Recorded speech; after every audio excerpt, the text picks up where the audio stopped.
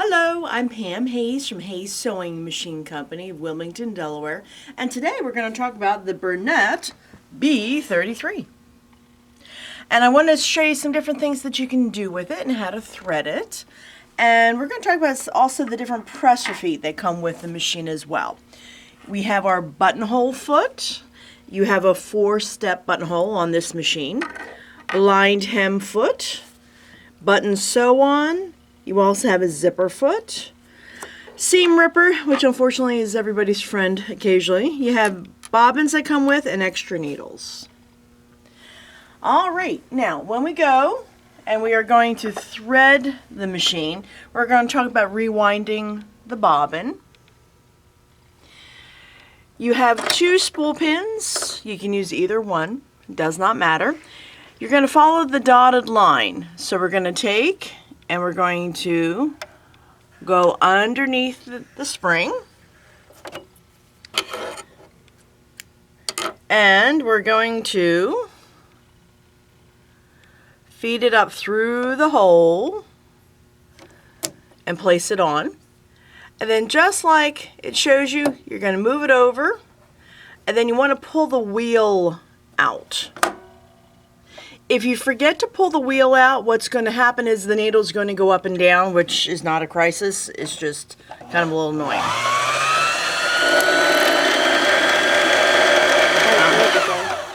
Put my foot on the pedal. And this is a foot control. So all you're going to do is just put your foot on the pedal. Whole foot on and press on the front. Okay? You can stop it at any time, or it'll stop, the bobbin will stop spinning when it's filled. If you find that you have any little residue left over coming out of the hole for the thread, we're just going to cut that off. When we're all done, make sure you cut your bobbin, separate it from the spool, pull it up, and then there's the wheel you're going to push so it goes back in. And let's thread the top part of the machine. Again, either spool pin. You're going to go under. And do we need to do anything with our presser foot or needle? Thank you. Presser foot up, as well as the needle up. So when you take a look, the take-up lever, this piece here, should be up. So when you're working with it, turn the wheel at the end until that piece is up. Down, underneath the metal, come back up just like the arrow indicates. Bring it around. Again, it's from the right to the left, just like the arrow indicates. And then you have 2 little wires. Whether you do the left or the right, it really does not matter. At this point, then we lower the foot. Okay, so all of that was achieved with the foot up. We're now going to lower the foot. And then this machine has a needle threader. Go around the arm, underneath the piece on the right. It gets caught on a hook. And then you pull it straight out. Now, the bobbin. You got to take the arm cover off. So this piece moves over to the side. By the way, it's going to have a little opening. That's where you can put your accessories. And that's where your accessories will probably be found when you get your machine. Alright, open up the door. And then you'll see how you have the bobbin case.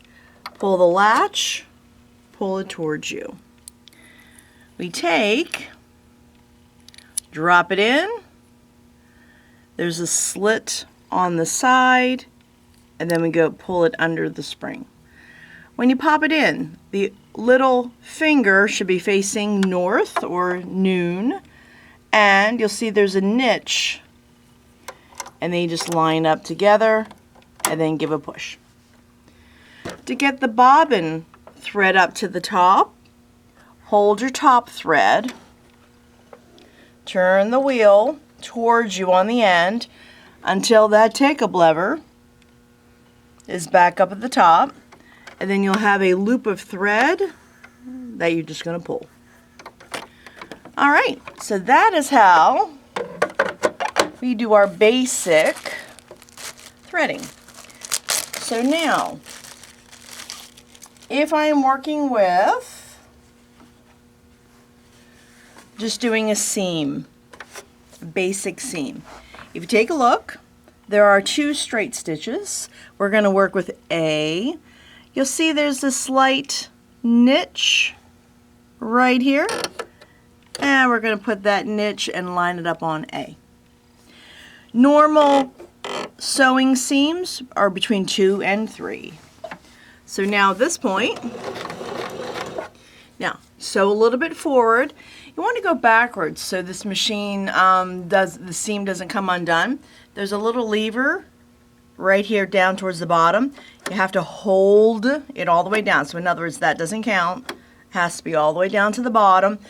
Hold it while you put your foot on the pedal, and you'll see how it goes backwards. Coming forward. And if I was doing the same thing on the end, hold it, and it's going to go backwards. Now, when I'm done sewing, really important so it's not frustrating for you, see the take-up lever? It has to be up at the top. Then raise the foot, pull the fabric, and then you have a nice cutter right there on the side. Now, if you do not have the take-up lever up at the top, what's going to happen the next time you sew, you might have the possibility of unthreading your needle. So make sure you do that. That's going to make life a little simpler for you. Now, if I wanted to gather something, so say you have a soft piece of material and you need to gather. I'm going to do 2 rows. So I'm on A, but I'm going to go to 4. So that's my longest stitch. I'm going to sew down. What I'm looking at is the edge of the foot to the edge of the fabric.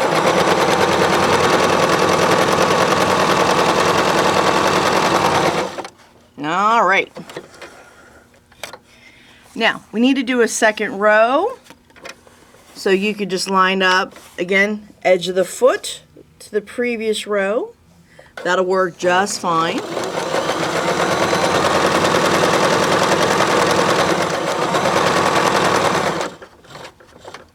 Okay, again, you notice every time I stop, I make sure my take-up lever's up at the top. Cut the thread. And then we are going to pull the bobbin thread, or the underneath side, and look at that. We have our gathers. So when you're working with it, we've gathered it up. Why that works is because we've gone to a long straight stitch. So the knob on the right wants to be at 4. This is good for small distance. If I'm doing a sleeve into a cuff, that's perfect. However, if I'm doing a longer distance, say a pillow ruffle, dust ruffle, something where I'm talking yards of material, please don't do it this way. Sewing is supposed to be fun, and that won't be fun. All right, so we have a piece of string. I use crochet thread. You can use anything that is fairly tightly wound. In other words, if something separates, you don't want to use it. You're going to take your fabric, and you can do it on the right side or the wrong side. I'm going to do it on the wrong side. Okay, you're going to line up your cord about a 3/4 of an inch or so away from the edge. You'll notice the cord is in the center of the foot. That's where you want to keep it. And this time we're going to expand our horizons, and we're going to go and do a zigzag. That is C. So I'm going to be at about 2 in length rather, and then fairly wide. So I'm not all the way at C, but pretty close. The rule, you're going to notice that when it goes side to side, I want to not be stitching the cord. And if I feel I'm stitching the cord, make it a little wider. At this point, we're just going to sew down. My goal is to sew over the cord, not through the cord.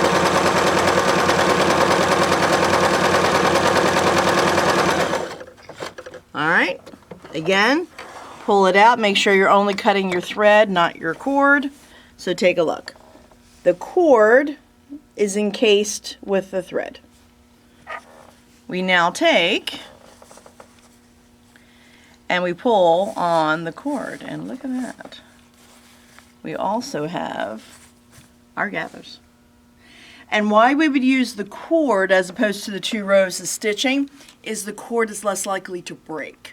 What happens is if you do 2 rows of straight stitching, more than likely if you're doing a long distance, you're going to find that it's going to break at some point, and then you kind of have to start all over again. If you use the cord, not so much of a problem. Okay? Now, next stitch over, D.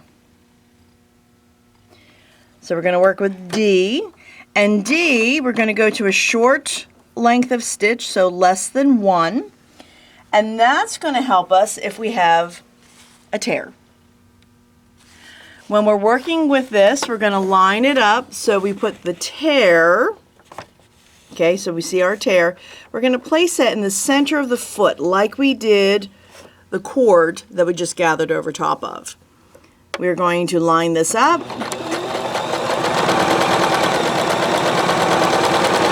And I'm holding the 2 pieces together. And we're sewing over top of the cord. And then when you pull on it, it's nice and strong. So that is much stronger than what you're going to get with your traditional zigzag. So this stitch is also wonderful for preventing a piece of fabric from unraveling. So we're going to use the same stitch. You'll notice I'm having it so that it is just, take a look right here, I'm just filling the opening of the foot. But this time I'm going to increase my length of stitch. I'm going to go to about 1.5. And we're going to sew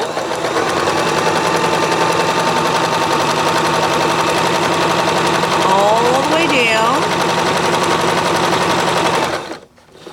Again, what am I doing at the end? I'm turning the wheel so the piece is up at the top. And then I have finished off the edge so it doesn't unravel. Now, why I'm doing this on this particular piece of material, I'm going to show you how to do a blind hem. To change the foot, you'll see there's a metal tongue. Push it towards you. The foot will drop off. You have your blind hem foot, which is the L foot. You'll see how it has a letter in there. You'll notice there's a pin. If you look from the side, you'll see that there's a tunnel. So I'm going to get those lined up, just trying to get the thread out of the way. And then I just lower the foot. You can also just take it and try to, push it up, but it doesn't work as well for me. Now, E and F are both blind hem stitches. The difference, E is for knit, F is for a woven material. So that's the one we're going to use, F, and again, around between 1 and 2. When we're doing our blind hem, you're looking at the wrong side of the material. The finished edge is to your right. I flip the hem up, and then I take the right side that I see and I tuck it underneath the material. That fold that we've just created is going to be very important in just a second. What's going to happen, you'll notice the blind hem foot has a guide on it. and the guide is going to go right next to the fold. The goal with the blind hem stitch, take a look at the diagram again. Can you see how it zigzags to the left? You want to have it zigzagging and catching the fold, and then the straight part is going to be when we're working with on that piece of material. See the extended piece that we have? So we're going to line this up, and I can see right away I'm catching way too much. So when it's going over, it's catching too deep. So I'm simply going to push, turning the screw, pushing the guide so it's away, and still catching a little bit too much for my liking, so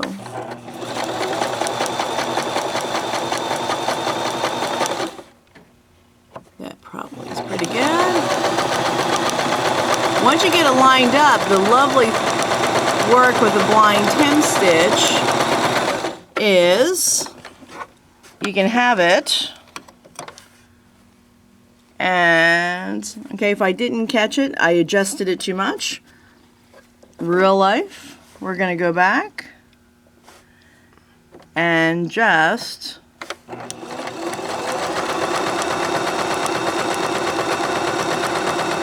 re-stitch it.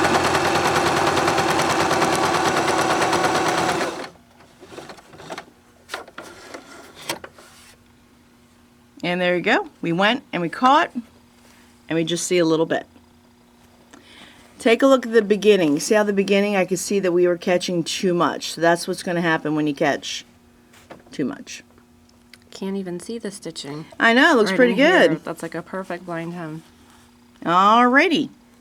Now another thing that you can do with the blind hem foot is if you ever need to stitch very close to the edge, say you're putting a pocket on a shirt, you're top stitching around a cuff or a collar, what can happen is we can move the guide back, okay, and you can see I've put the fold right along the edge, and we're going to go back to a straight stitch, but this time we're going to go to B. And why I want to go to B is if you take a look, it's moved over to the left. So then when we stitch, what I'm focused on is right here. And it'll make me have a nice straight stitch. Look at that. Perfect. All right. Now, next one. We're going to go and we're going to work with our G. G is an overlock stitch. Okay, so that's G. And we're going to be at about 1.5 to 2 in length. This is what we're going to do. We're going to do a little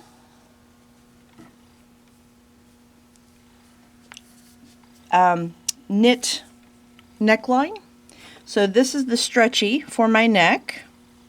I fold it in half. And then I line up the 2 raw edges with the raw edge of the neckline. See how it's curving for the neckline. Now I'm going to line this up. And you went back to your regular presser foot? Yep, my regular foot. The blind hem would not be helpful. G, and again, 1.5. I'm going to sew half of it, and then I'm going to show you what the other one looks like. So the G, that's the black one, or the top one. See how it just comes forward? And I'm just going to pull on the rib a little bit. All right, so that is the first one. Can you see there's a double row? Now I'm going to go to the red, and how to achieve the red is simply put it to the red S, and the S kind of stands for stretch. Now the difference between all of the stitches that are down at the bottom, they'll all have a forward and reverse motion. So you'll see what I mean when I sew. You can see how it's wiggling backwards and forwards. So if I was working with a really stretchy knit, this would be great.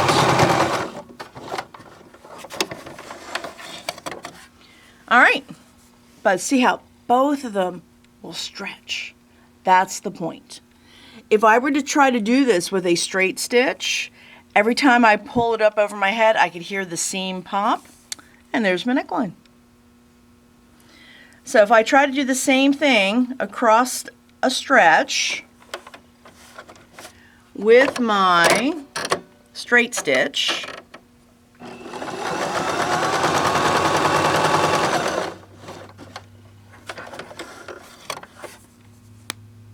I heard the pop. hear the pop, and look at it broke the seam, and then when you open it up, you have a hole.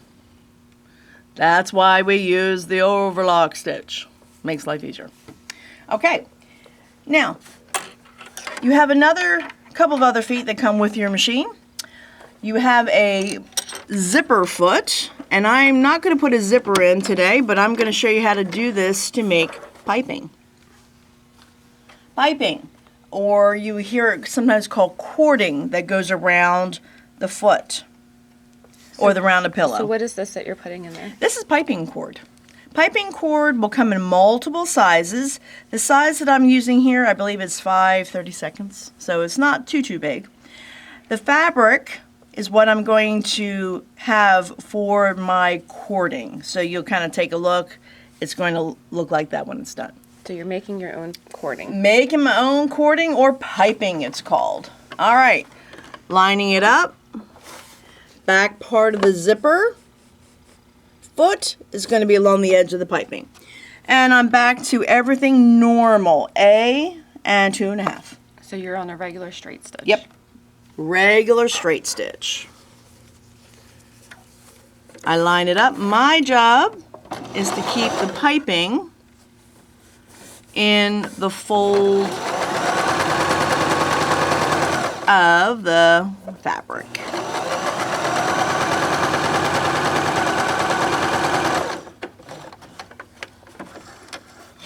Okay, so we've made our piping. You'll notice one thing, wasn't particularly straight, you won't need to worry about it. And it's not close to the piping. Again, you won't need to worry about that. I have 2 pieces of material. I'm going to put this would be like the front of my pillow. I'm going to line it up, and I'm basically going to stitch, try to stitch near where I just stitched.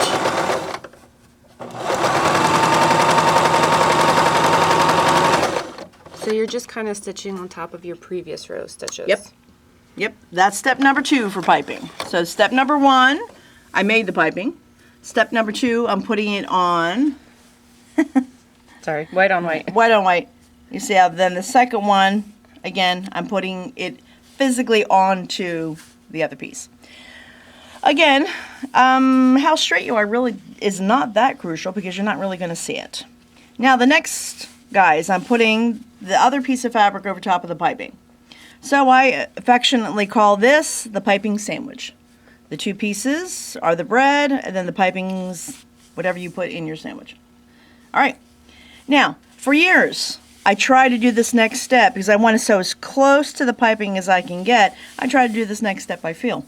Then, fold it over. Flip it over, and you can see where you've been. So this time, we are going to get as close, and you see how I have the foot almost on top of the piping? And I'm going to get as close to that piping as I can get. And because I'm looking at the other side, I can see where I've been. Okay, you can see how it's tighter. And then when you open up, ta-da, we have piping. Pretty cool, huh? Very cool. That way you can make whatever kind of piping you want. Yeah. You don't have to worry about matching because you can make your own with the fabric. You got it. All right. Now, that is the piping. Now, we're going to go and we're going to do a doing a buttonhole and then sewing a button on. Again, we're going to change the foot. So remember the lever in the back and the long white foot, that is going to be your buttonhole foot. I line this up, snap it in, and I like to just get the thread underneath the foot, if I can get it easily. There you go, just so it's out of the way. Now we're going to start up at the top. Traditionally, I would have a mark on my fabric with a marking pen of some sort. You are going to go, and we're focusing here. You'll see where it says 1, 2, 3, and 4. This is not the time to get creative. We're going to start with 1. Turn the dial, so we're in the buttonhole area. And number 1 is going to sew forward. You sew down the length you want your buttonhole to be. 2 is going to do the end, or what they call bar tack. 4 or 5 stitches is perfect. You don't really need a whole bunch. 3 is going to go backwards, and this is pretty cool. It goes backwards by itself. So you don't need to hold the reverse button or anything. It just does it. How do you know how far backwards to go? I take a look at the fabric. So you have to eyeball it. Eyeball it. Yep, this is a manual buttonhole. 4 is going to do the end. And there you go. You have a nice looking buttonhole. Cool. All right, that is how you're going to do your buttonhole. Now, say you want to sew a button on. You have a wonderful foot that comes with your machine. It has an M on it. Don't ask me why M for sewing a button on, but there you go. Maybe M for marvelous. We're going to line this up. Again, trying to get my thread out of the way. I'm just going to go and snap the foot on. All right. Now, this is a weird foot in the fact that this is going to only sew a button on. You're never going to sew a straight stitch with this or anything else. I take my button. Could be small, could be big, it really doesn't matter. Okay? You'll notice the 2 holes are going to line up, and in between the 2 blue toes, that's where you want to be, and we're going to be on a zigzag. Now, what is nice with the B33, you either put the stitch length to 0, which will be perfectly fine, or if you open up the door, see this little lever right here? This will lower your feed dogs.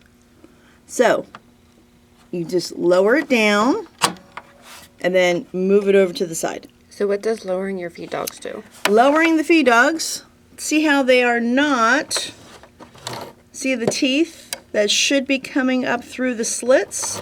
See how they're staying down?